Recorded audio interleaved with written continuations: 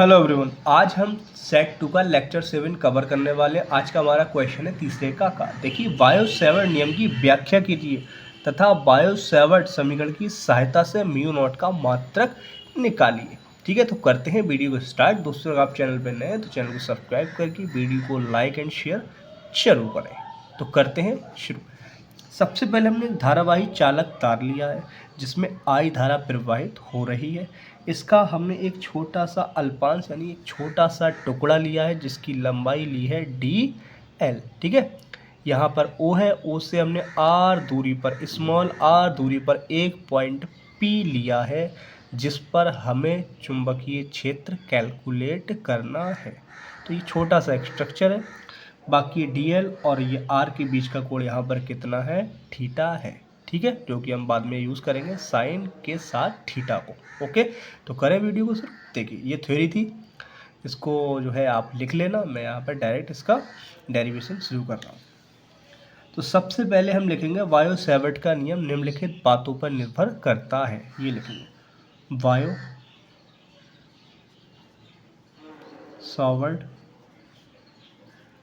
का नियम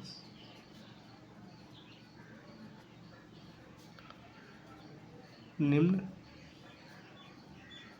बातों पर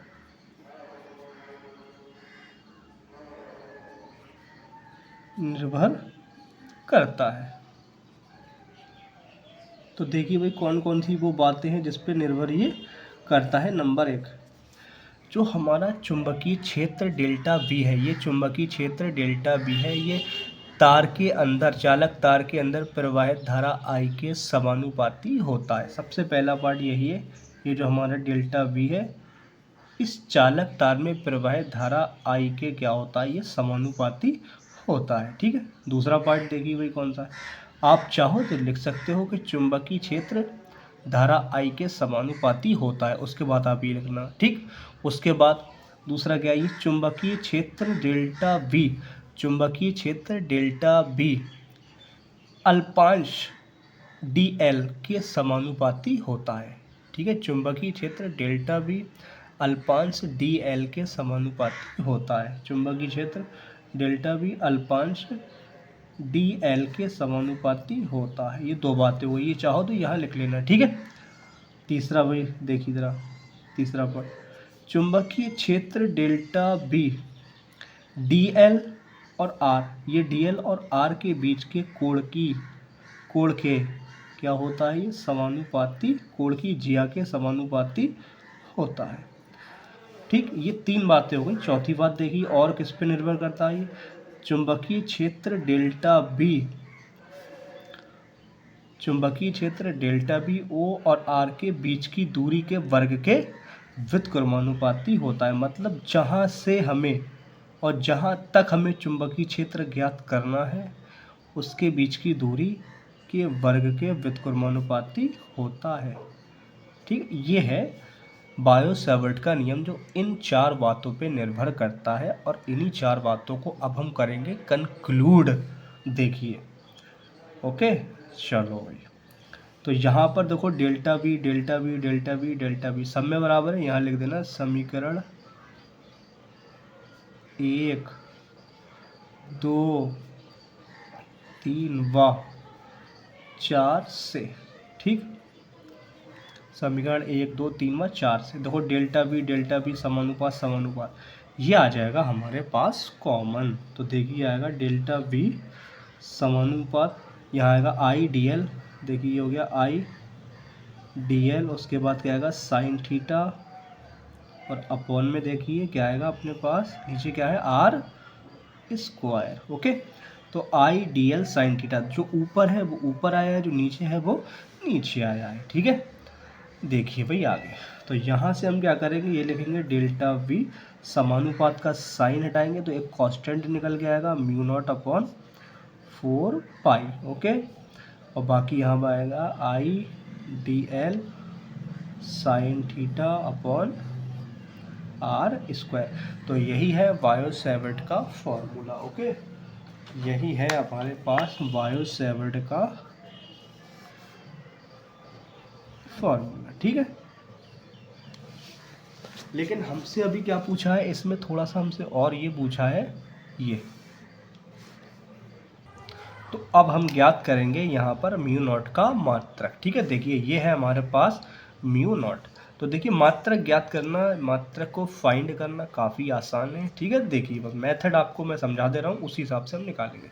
तो जो भी कांस्टेंट है उसका मात्रक नहीं होगा। जैसे 4 पाई इसका मात्रक नहीं है, थीटा है यानी साइन थीटा, ये भी एक क्या है, फ्रैक्शन है, इसका भी कोई मात्रक नहीं होता है। तो इसका भी मात्रक नहीं होगा, इसका भी मात्रक नहीं होगा। मात्रक किस किस का होगा, एक आई धारा, dl लंबाई और r स्क्वायर इसका मात्रक होगा, और ये चुंबकीय क्षेत्र का मात्रक होगा। तो हमें चाहिए मात्रक इसका, ध्यान से देखना। तो हमें मात्रक इसका चाहिए, हम लिखेंगे पहले म्यू नॉट का मात्रक। ओके, तो हम यहाँ पर एक छोटी सी हेडिंग लगाएंगे प्यारी सी। ठीक है, यूनिट ऑफ म्यू नॉट। तो हमें चाहिए देखो म्यू नॉट का मात्रक, तो इस तरीके से हम म्यू नॉट लिख देंगे पहले। क्लियर, देखिए अब बहुत ज़रा ध्यान से। तो सबसे पहले हम डी वी लिखेंगे यहाँ पर। देखो ये हो गया डी वी। देखो ये अपॉन में है ना, इस बार जब ऊपर जाएगा तो इसके साथ किस में हो जाएगा, मल्टीप्लाई में। ये अपॉन में है ना, उसके साथ जाएगा मल्टीप्लाई हो जाएगा, तो यहाँ पर आएगा आर स्क्वायर अपॉन। अब बाकी देखिए ये कहाँ पर है, ऊपर है ना, ऊपर, तो ये कहाँ आ जाएगा, इसके नीचे, मतलब डी वी के नीचे, डी वी के नीचे यहाँ आ जाएगा। तो एक आएगा आई और दूसरा क्या आएगा डी एल। तो हमने साइन थीटा और 4 पाई को छोड़ दिया है क्योंकि इसका कोई मात्रक नहीं होता है। ओके, तो अब हम लिखेंगे यहाँ पर, देखो चुंबकीय क्षेत्र का मात्रक होता है टेस्ला, तो यहाँ हम लिखेंगे टेस्ला। ओके, ये है दूरी, तो दूरी का मात्रक क्या होता है, मीटर। स्क्वायर लगा, तो यहाँ हम स्क्वायर लगा दे रहे हैं अपॉन। धारा का मात्रक बताइए क्या होता है, एम्पियर होता है। ठीक है, धारा का मात्रक होता है एम्पियर। ये भी लंबाई, तो इसका भी मात्रक क्या होगा, मीटर। अब यहाँ पर देखो 1 मीटर से ये 1 मीटर कैंसिल हो गया, बाकी जो बचा वही हमारा क्या है, मात्रक है। तो क्या बचा अपने पास, टेस्ला बचा, इंटू मीटर बचा, और अपॉन में क्या है, एम्पियर। तो यही है हमारे पास म्यू नॉट का मात्रक। आई होप ये क्वेश्चन आपको बेहतर समझ आया होगा। अगर दोस्तों हम इस क्वेश्चन को भी इसी वीडियो में कवर कर लेते हैं। ठीक है, तो देखिए क्वेश्चन, एक धातु का कार्यफलन इतना दे रखा है, हर्ट्ज की ये इतनी आवृत्ति दे रखी है, और हमसे पूछा है विभव। ठीक है, तो देखो कार्यफलन को हम लिखते हैं फाई नॉट से, या कभी कभी इसको हम किससे लिख देते हैं, डब्ल्यू से भी लिख देते हैं। ये कितना दे रखा है, 2.5 और गुणा 10 की पावर -9 जूल। ओके, और हमें क्या दे रखा है, ज़रा और चेक करो भाई, आवृत्ति दे रखी है। आवृत्ति को हम किससे लिखते हैं, न्यू से लिखते हैं। 6.0 गुणा 10 की पावर 14 हर्ट्ज। ओके, ये दो चीज़ें दे रखी, हमसे पूछा है विभव।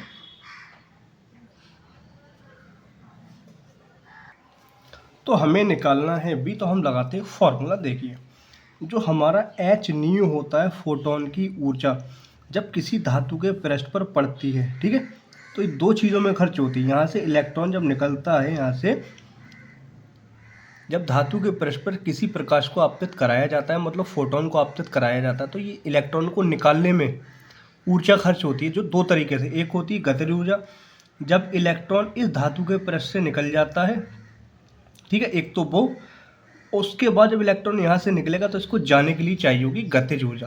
तो दो तरीके की एनर्जी में ये खर्च होता है, एक होता है गतिज ऊर्जा और दूसरा होता है हमारा कार्यफलन। धातु के पृष्ठ से इलेक्ट्रॉन को निकालने के लिए जितनी भी आवृत्ति हमें चाहिए होती है वही कहलाता है कार्यफलन, को हम लिखेंगे W से। ओके, अब एच न्यू, देखो भाई एच हम जानते हैं ये क्या है, प्लांक कांस्टेंट। प्लांक कांस्टेंट की वैल्यू कितनी होती है, 6.6 और गुणा 10 की पावर -34। न्यू कितना दे रखा है, जरा ये चेक कर लो, 6 गुणा 10 की पावर 14 बराबर, गतिज ऊर्जा को हम इलेक्ट्रॉन वोल्ट में यूज़ करेंगे। ओके, प्लस कार्यफलन अपना कितना दे रखा है, 2.5 गुणा 10 की पावर -9। ओके, अब इसको हम सॉल्व कर दें। देखो 6 3 18, वो 6 चंग 36 के 6 हासिल लगे 3, 6 चंग 36 3 39, एक के बाद पॉइंट है लगा दो। पावर को एडजस्ट करो भाई, ये माइनस है और ये प्लस है तो घट जाएगी, कितनी पावर बचेगी 20। ओके, ये प्लस का इधर आके किसका हो जाएगा माइनस का, 2.5 गुणा 10 की पावर -9, और ये है इलेक्ट्रॉन वोल्ट। हमें बी चाहिए है, ठीक है, हम बी निकालेंगे यहाँ से। अब एक काम ये करो, अब मुझे अगर इस पॉइंट को यहाँ लाना है इस तरीके से 9 से, तो एक पावर मेरी यहाँ से ऐड हो जाएगी। जैसी पावर एक प्लस करोगे तो ये पावर हो जाएगी 19, ये आपको पता होना चाहिए, ठीक। 2.5 और 10 की पावर माइनस कितनी हो गई अपने पास, ये पावर आ गई अपने पास -9। क्लियर, देखिए आगे।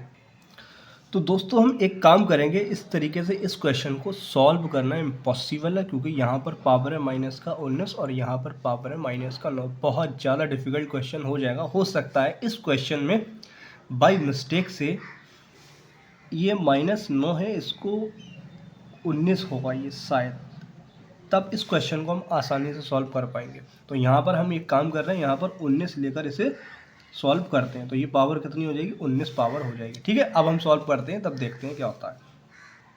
यह इलेक्ट्रॉन वोल्ट, ओके। तो अब हम क्या करेंगे, देखो पावर यहाँ से 19 कॉमन लेंगे, 10 की पावर -9, यहाँ 19 कॉमन लेंगे, तो यहाँ पर हमारे पास देखिए क्या आएगा 3.96 -2.5, ओके। तो अब यहाँ पर इलेक्ट्रॉन का आवेश लगा दो, कितना 1.6 गुणा 10 की पावर -19। हमें चाहिए क्या, ये वोल्ट चाहिए। देखो जो कटता है उसे हम काट दे रहे हैं, तो 10 की पावर -19 से 10 की पावर -19 क्या हो गया, कट गया। इसको घटाओगे तो कितना बचेगा, अगर हम इसको घटा दें, देखिए तो मैं ऐसा कर रहा हूँ, इसको मैं आपको घटा के दिखा रहा हूँ। यहाँ देखिए 3.96 में से हम माइनस कर रहे हैं 2.5, और मैं यहाँ पे 0 लगा लूँ कोई फर्क नहीं पड़ेगा, ये 6 ऐसे ही आ जाएगा। 9 में से 5 गया 4 बचा, यहाँ रह गया 1, यानी 1.46, और ये कहाँ आएगा अपॉन में आ जाएगा 1.6, तो यहाँ क्या बचेगा वोल्ट। और इसी वोल्ट को हमें कैलकुलेट करना, पॉइंट से पॉइंट हटाओगे तो ये आएगा अपने पास 0। तो क्या आ गया अपने पास V = 146/60, ओके। काट दो इसको, 2 से, 2 सत्ते 14, 2 3 6, 2 8 16, और ये 0। तो V अपने पास कितना आ गया, V हमारे पास आ चुका है 73/80, ओके। अब हम 73/80 को डिवाइड करेंगे तो हमारे पास एक आंसर निकल गया 0.9125 वोल्ट। तो ये है हमारा आंसर, ठीक है। तो वहाँ पर उस क्वेश्चन में करेक्शन करेंगे, और करेक्शन करने के बाद उसका आंसर निकालेंगे, तो आसानी से हम सॉल्व कर पाएंगे, ठीक है। मिलते हैं नेक्स्ट वीडियो में। Thanks for watching this video.